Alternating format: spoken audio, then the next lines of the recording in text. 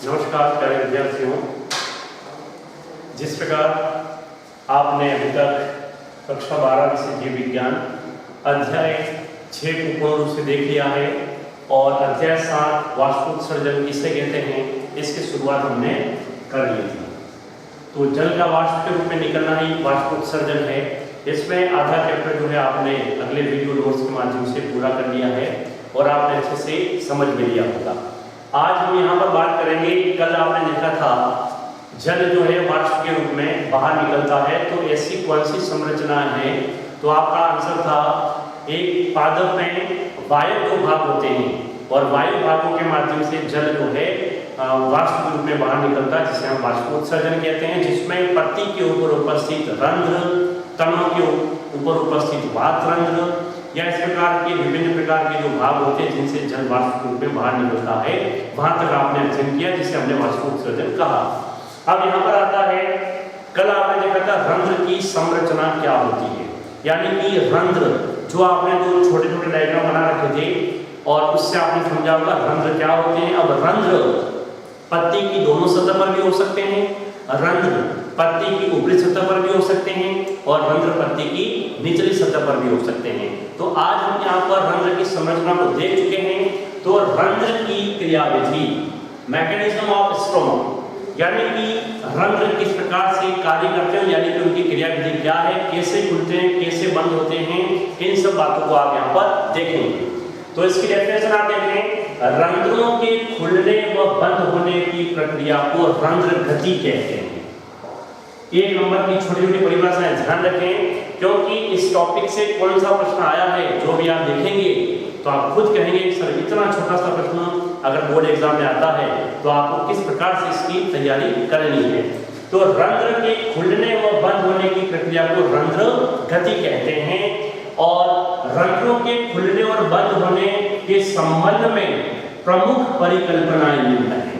यानी कि यहाँ पर अलग अलग वैज्ञानिकों ने रंध्र के खुलने और बंद होने की क्रियाविधि के संबंध में अपने विचार व्यक्त किए हैं और इन्हीं में से मैं आपको बता देता हूं। अभी पहला है मांड शर्करा परिकल्पना, दूसरा है स्टीवार्ड की परिकल्पना और तीसरा है सक्रिय कैल्शियम आयन स्थानांतरण, सक्रिय पोटेशियम, कैल्शियम नहीं पोटेशियम माने, सक्रिय पोटेशियम आयन स्थानांतरण सिद्धांत। अब यहाँ जो तीसरा पॉइंट है इसके ऊपर मैं स्टार का निशान बना रहा हूँ, मतलब ये प्रश्न परीक्षा में आया हुआ है। आपको बता देता हूँ बोर्ड एग्जाम में पूछा गया था इस प्रश्न को, तो यहाँ पर इसको कैसे याद करेंगे जो बता रहा हूँ। सक्रिय पोटेशियम आयन जो सिद्धांत है, तो यहाँ पर ये तीन जो परिकल्पनाएं दे रखी हैं इनके आधार पर बताया गया है कि रंध्र कैसे खुलते हैं और कैसे बंद होते हैं। तो सबसे पहले यहाँ पर आप मांड शर्करा परिकल्पना को समझेंगे। तो यहाँ पर आप देखें मांड शर्करा परिकल्पना क्या है। और एक बात आपको और बता दूं कि इन परिकल्पनाओं के प्रतिपादक यानी कि इनको प्रस्तुत करने वाले कौन है, इसके आधार पर भी एक प्रश्न आ चुका है। यानी कि यहाँ पर हर चीज को आपको ध्यान रखना है। तो मांड शर्करा जो परिकल्पना है इसको जेडी सायरे ने प्रस्तुत किया था। वैज्ञानिक का नाम है जेडी सायरे। अब इस परिकल्पना में क्या है, तो सबसे पहले छोटी सी बात को समझना है।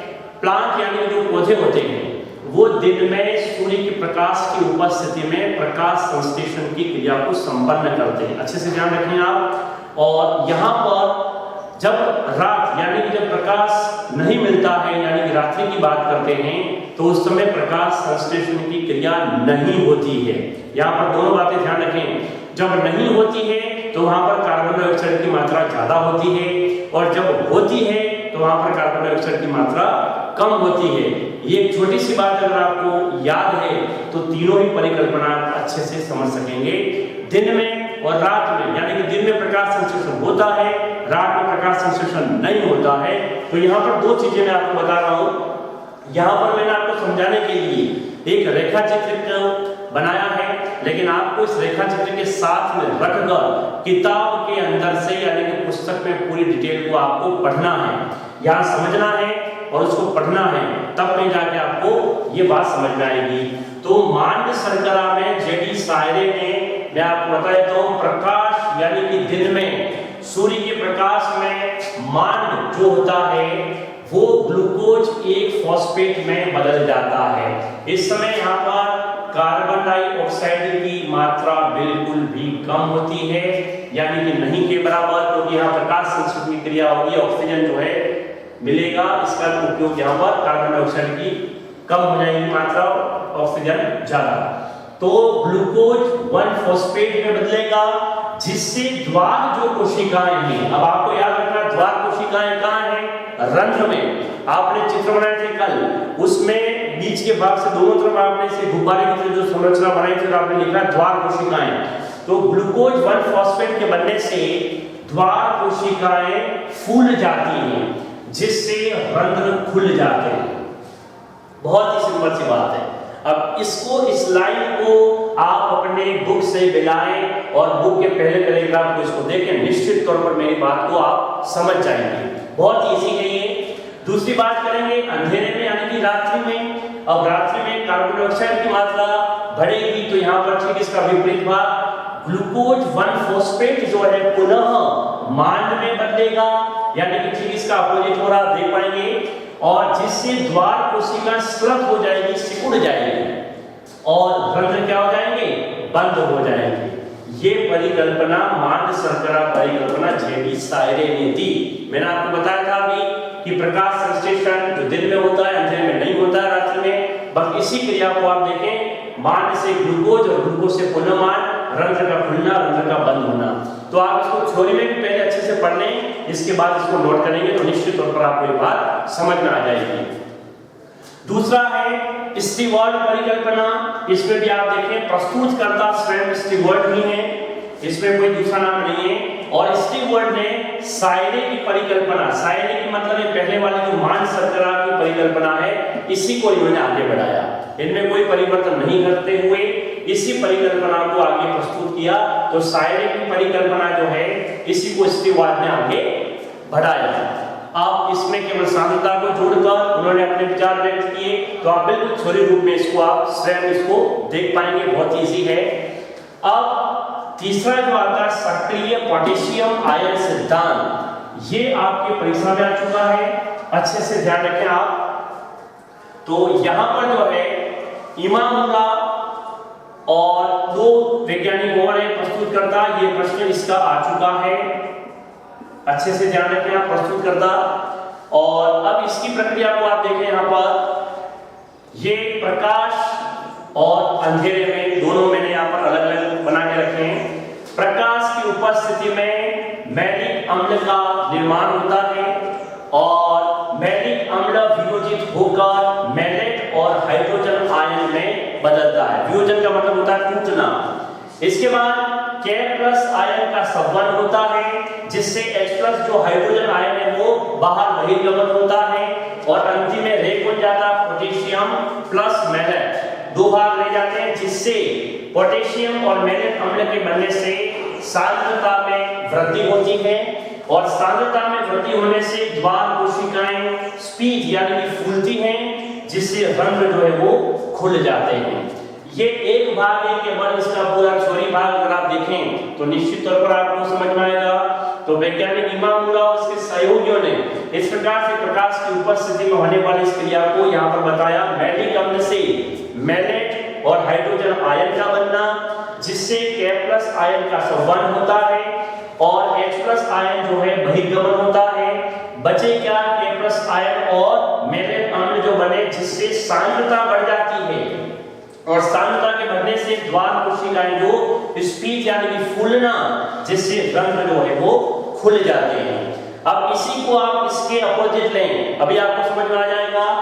जब अंधेरे यानी कि रात्रि में प्रकाश संश्लेषण की क्रिया नहीं होती है, मैंने पहले कह दिया प्रकाश संश्लेषण नहीं होता है, जिससे अब्सिसिक अम्ल का निर्माण होता है और K+ आयन यहाँ पर तीर का निशान बाहर की ओर जा रहा है, जिससे कैंपस आयन जो है जिसका बहिर्गमन होता है। अब यहाँ पर इस शब्द को देखिए सांद्रता में कमी, यहाँ पर क्या था सांद्रता में वृद्धि, यहाँ पर क्या सांद्रता में कमी, जिससे स्लत कोशिका ज्वार कोशिका स्लत हो जाती हैं, सिकुड़ जाती हैं और रंध्र बंद हो जाते हैं। इस दोनों को आप मिला कर अच्छे से ध्यान से पढ़ें तो निश्चित तौर पर ये भी आपको समझ में आ जाएगा। तो वैज्ञानिक सक्रिय पोटेशियम आयन सिद्धांत को जो प्रस्तुत किया है आपकी परीक्षा में आ चुका है। इसको इस टाइप से लिखकर आप स्टेप बाय स्टेप केवल दो चीजें याद रखनी है, मैलिक अम्ल से मेलन और K+ आयन और H+ आयन, इसके अलावा कुछ भी नहीं है। उसमें जो अम्ल बनता प्रकाश संश्लेषण की क्रिया नहीं होती है। तो ये चीजें आप देखें, पहले इस टाइप से इसको समझ लें, फिर थ्योरी जो दे रखी है बुक में उसको पढ़ना आपको बहुत जरूरी है, तब कहीं जाके आपको समझ में आएगा। यानी कि रंध्र की जो क्रियाविधि है उसके लिए प्रमुख परिकल्पनाएं 3 हैं, जिसमें सक्रिय पोटेशियम आयन जो है इसको अच्छे से आप समझ लें तो आपको ये समझ में आएगा। और केवल दो ही चीजें याद रखनी है, दिन में प्रकाश संश्लेषण, रात में प्रकाश संश्लेषण नहीं होता, बस ये दो चीजें हैं, इसके ऊपर ही पूरा डिपेंड है ये। और कौन सा आयन बनता है कौन सा बाहर होता है, इन चीजों को आपको याद रखना है। और थ्योरी को आप पढ़ें, निश्चित तौर पर मेरी इस बताई बात को आप समझ जाएंगे और बहुत बढ़िया तरीके से आप इसको याद कर पाएंगे। अब आता है प्रभावित करने वाले कारक। मैंने आपको पहले ही कहा कि जितने चैप्टर आपने इकाई 2 में पढ़े हैं इनमें ये प्रश्न जरूर बनता है कि प्रभावित करने वाले कारक कौन कौन से हैं, कौन से फैक्टर हैं जो कि इस प्रकार की क्रिया को कहीं न कहीं प्रत्यक्ष अप्रत्यक्ष रूप से जो है इसको कहीं के प्रभावित करते हैं। तो यहाँ पर आप देखेंगे वाष्पोत्सर्जन को प्रभावित करने वाले हमारे पास 2 कारक हैं, पहला बाह्य कारक और दूसरा है आंतरिक कारक। बाह्य कारक का मतलब होता है पर्यावरण से बाहर, यानी कि उस जो प्लांट है उससे बाहर रूपी जो लक्षण है उनको ग्रहण करना। और आंतरिक कारक का मतलब होता है उनके स्वयं के अंदर की जो बात है। तो बाह्य कारक का देखें, प्रकाश अगर बढ़ेगा तो वाष्पोत्सर्जन की क्रिया भी बढ़ेगी, सीधी सी बात है। वायु की गति अगर तेज है तो वायु की गति तेज है तो वाष्पोत्सर्जन की क्रिया भी तेज गति से होगी, और इसमें कमी है तो निरंतर रूप से क्रिया भी कम होगी। बात होती है मृदा में उपस्थित जल की मात्रा, प्राप्य जल, उसके आधार पर भी ये प्रकार वाष्पोत्सर्जन की क्रिया संपन्न होती है। और ये भी कहीं अगर प्राप्य जल अधिक है तो निश्चित तौर पर वाष्पोत्सर्जन की क्रिया भी बढ़ेगी, और प्राप्य जल कम है तो वाष्पोत्सर्जन की क्रिया भी कम होगी। तापमान बढ़ेगा तो निश्चित तौर पर वाष्पोत्सर्जन बढ़ेगा।